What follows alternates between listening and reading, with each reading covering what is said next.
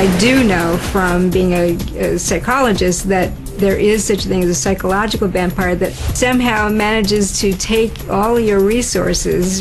It could be financial, it could be emotional. They use your trust, they get in close, they suck you dry just like a vampire. Portrait of a sociopath. The manipulative con man, the guy who lies to your face even when he doesn't have to. The child who tortures animals, the cold-blooded killer. Psychopaths are characterized by an absence of empathy and poor impulse control with a total lack of conscience. About 1% of the total population can be defined as psychopaths according to a detailed psychological profile checklist. They tend to be egocentric, callous, manipulative, deceptive, superficial, irresponsible, and parasitic, even predatory. The majority of psychopaths are not violent, and many do very well in jobs where their personality traits are advantageous and their social tendencies tolerated. However, some have a predisposition to calculated, quote, instrumental violence, unquote. Violence that is cold-blooded, planned, and goal-directed. Psychopaths are vastly overrepresented among criminals. It is estimated they make up about 20% of the inmates of most prisons. They commit over half of all violent crimes and are 3 to 4 times more likely to reoffend. They are almost entirely refractory to rehabilitation. These are not nice people.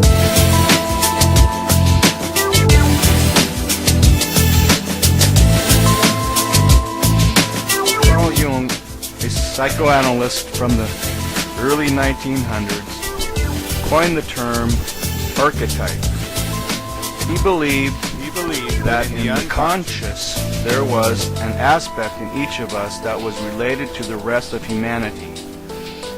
This relatedness was across time and space. He observed that throughout history and across cultures there were human themes that showed up over and over again.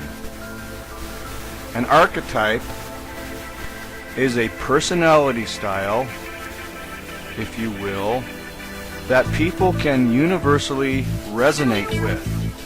This is what makes a play or a movie or characters in a good novel come to life. The audience or the reader can identify with the characters or the situation. Typically, the drama involves a hero or heroine, and the drama always involves polar opposites.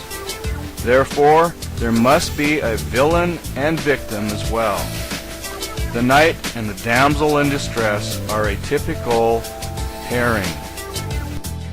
Another important point about archetypes is that Jung identified, quote, archetypal behaviors, unquote.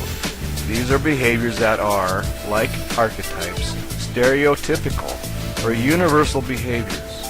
Sometimes these behaviors are seen in the other creatures than humans, such as dogs, cats, horses, monkeys, as well as many other animals. It is for this reason that we are able to link the behavioral styles of the psychopathic personality that we identify as sociopathic, disturbed social styles, archetypal behaviors.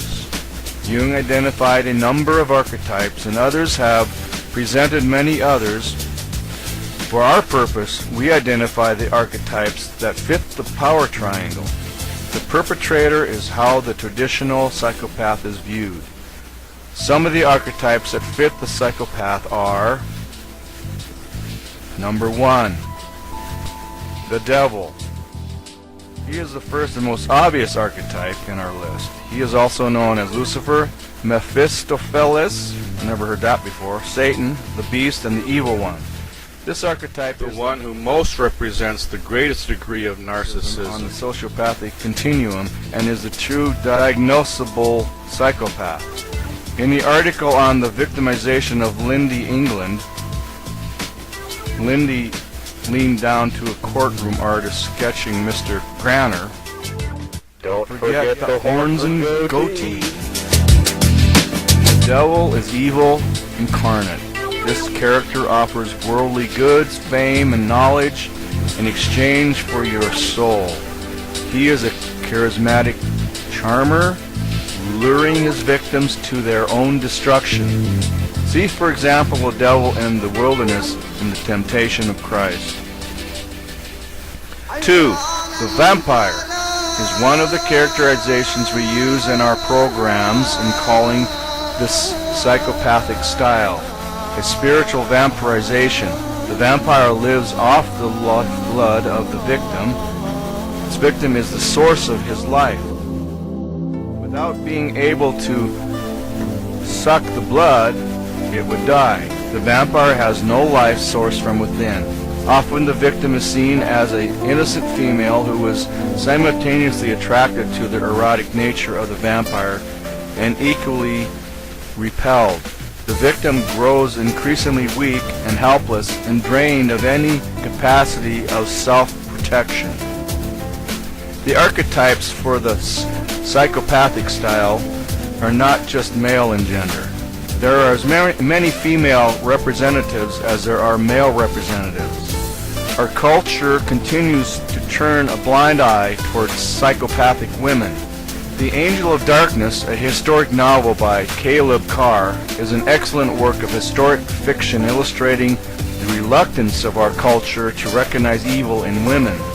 This book, as well as Caleb Carr's book, The Alienist, are both well worth the read for anyone interested in the subject of psychopathy and the sociopathic style. Number 4. The Siren, or Black Widow, is the female equivalent of the vampire. She is slinky and smooth like black velvet with an iron core. She goes after anyone she wants and is skilled at using all her charms. When she lures you into her web, she will sting you with her poison, putting you into a deep sleep. She will then devour you. Like the vampire, her only source of nurturance is her victim. When she devours her victim, she goes on to the next. Her appetite is insatiable. Everything about her is a lie, even her incredibly good looks. She is often revealed to be an ugly beast underneath her beautiful facade. The femme fatale has a lot of the aspects of the Black Widow, but only wants to use her victims to gain power through her sexuality. Her source of life is power, not the life energy of her victims. She uses her victims to enhance her self-esteem. Her victims get boring to her quickly as she is into the power game of conquering. When she conquers, she goes on to the next victim. Her appetite is equally as insatiable as the appetite of the vampire and the Black Widow. Her wound is to the ego, not the soul. Although for many of her victims, the ego and the soul are not perceived as separate. This is one of the aspects of the shame process. On the scale of narcissism in the sociopathic continuum, she is most likely in the category of the phallic narcissist personality, or the narcissistic personality.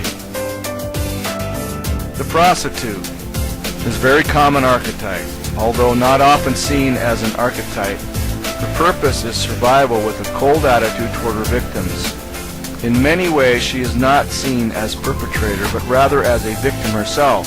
Also, she believes she is helping her victim, and in no way would see her clients as victims. She is, and her clients are, an example of the phantom psychopath. Often on the sociopathic continuum, she may be a borderline personality.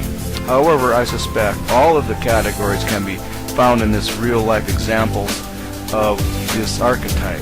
The whore Madonna motif is an example of the polar opposites of the archetypal world. Jung saw that the shadow side of the archetype existed within the archetype itself. Therefore, in every Madonna there is an unexpressed whore, and in every whore there is an unexpressed Madonna. An excellent example of this is the two Mary, Mother Mary and Mary Magdalene, in the story of Jesus. I do know from being a psychologist that there is such a thing as a psychological vampire that somehow manages to take all your resources. It could be financial, it could be emotional. They use your trust, they get in close, they suck you dry just like a vampire. So let's hear it from the horse's mouth. The ex-husband of Mara Schmier, Stephen Schmier, who is now Colonel Philip Ford. This is his testimony in regards to Mara, and we will see in this the above descriptions of the sociopath, psychotic, narcissist, whore, the whole thing.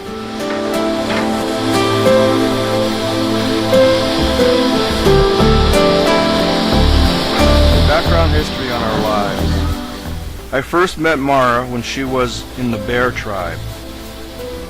It was 1972. She had a daughter, Iantha, age 3, and the father was unknown. She was living with another man, one of the leaders, Grey Wolf, his real name being George Clare. They lived down the road from where I lived in the Elk Grove, California vicinity. They would all come over to visit, and that is how I was introduced to that way of loose living. They were really just a bunch of hippies trying to live in the country. I fell for it to my own demise. It didn't take me long to figure out the sexual activities of the group. One of Mara's main appetites was to take newcomers or people passing through and make a one-night stand in bed or in the field or garden or wherever. Everyone was ripe with fornication and adultery, and it was passed off as all normal. So my first impression of her was that she was easy, and I passed getting involved. Then there was a period of about 1.5 years when we would see each other every now and then until we got living close together again.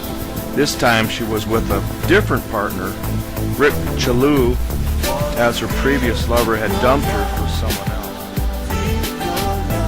Out of this shack-up came Sarah Chalou, born in 1973. I lived communally with them until that winter.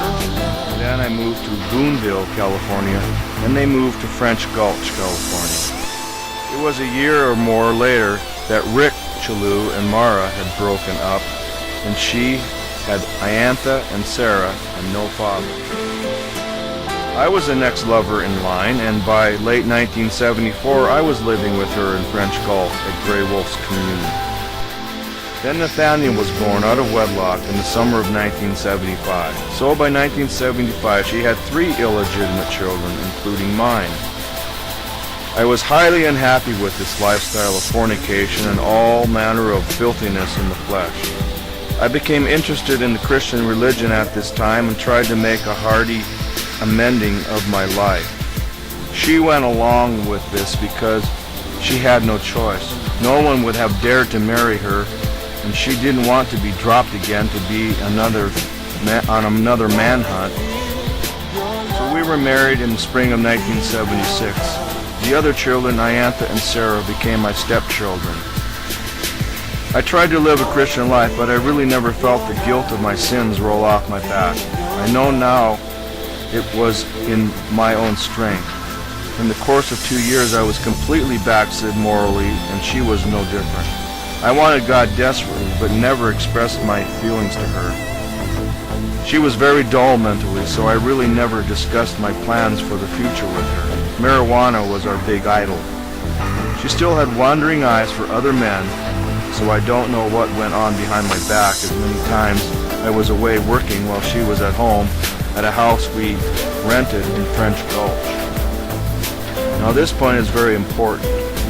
This cruel, never-ending lust for the other sex, for different men, both young and old, was to be her final downfall in the Christian ministry.